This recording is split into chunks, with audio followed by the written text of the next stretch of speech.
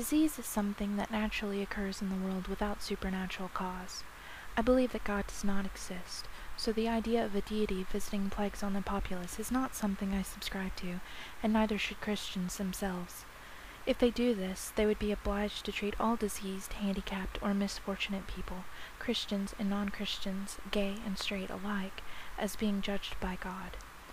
You're not likely to walk up to someone and say, "Well, you have cancer. You must have done something to anger God." You probably don't even ask yourself what that might be. That is because you understand that disease is just a part of the world, and it strikes all people indiscriminately. Either that, or you use a double standard to say, well, if an atheist is sick, it's God's punishment. If a Christian is sick, God is testing them. And I'm sure I've heard this argument somewhere before, but it makes sense. If my father tested my love for him by hurting me, physically or mentally, I think that would make him a horrible person. How much more horrible would it make a supposedly omniscient deity, who already knows what the outcome of his experiment will be? So that double standard just won't work for me. On top of that, there's plenty of information at the cdc.gov website that shows information on sexually transmitted diseases as it pertains to straight people.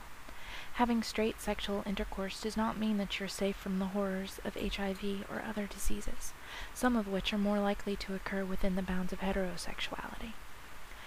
If you are to interpret that HIV means homosexuality is bad, then what stops you from saying the same of herpes and heterosexuality?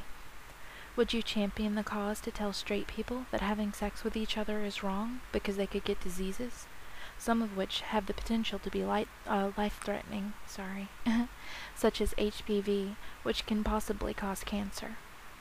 Also, largely ignored in your video is data on lesbians. From what limited information we do have, HIV in the lesbian community is pretty rare, though not non-existent. If the limited data we do have on it is accurate, would you encourage women to leave their heterosexual relationships because it is safer to be with another woman, provided she does not use drugs?